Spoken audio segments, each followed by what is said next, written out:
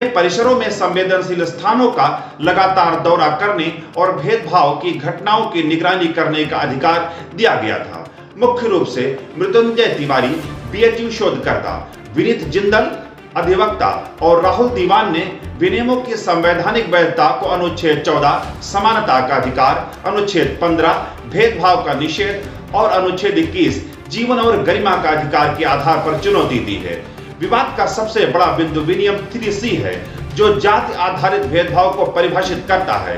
विनियम 3C के अनुसार जाति आधारित भेदभाव का अर्थ केवल अनुसूचित जाति यानी कि SC, अनुसूचित जनजाति यानी कि ST और अन्य पिछड़ा वर्ग यानी OBC के सदस्यों के खिलाफ उनकी जाति के आधार पर किया गया भेदभाव है।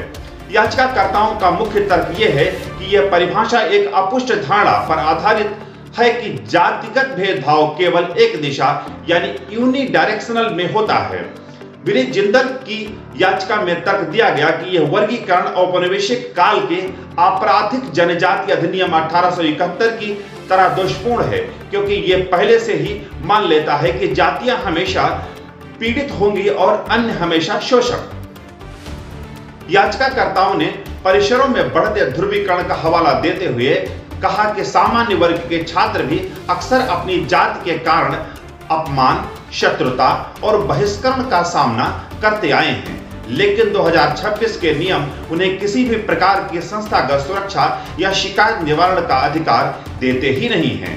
न्यायालय ने चिंता जताई कि सुरक्षा का यह चयनात्मक ढांचा यानी कि सिलेक्टिव फ्रेमवर्क समाज में वैमनस्य पैदा कर सकता है और वास्तव में समानता को बढ़ावा देने के बजाय विपरीत भेदभाव यानी कि रिवर्स डिस्क्रिमिनेशन को वैध बना सकता है।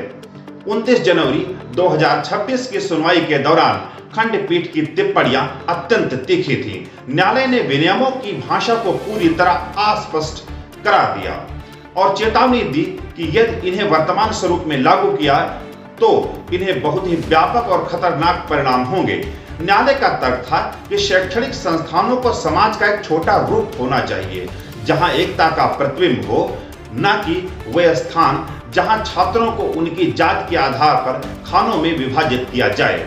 खंडपीठ ने सवाल किया कि क्या हम पिछले 75 वर्षों में एक जात विहीन समाज की ओर की गई प्रगति से पीछे हटकर एक प्रतिगामी समाज यानी कि रिग्रेसिव सोसाइटी की ओर बढ़ रहे हैं। उच्चतम न्यायालय ने झूठी शिकायतों यानी कि फॉल्स कंप्लेंट्स के खिलाफ सुरक्षा उपायों के अभाव पर भी गंभीर चिंता व्यक्त की।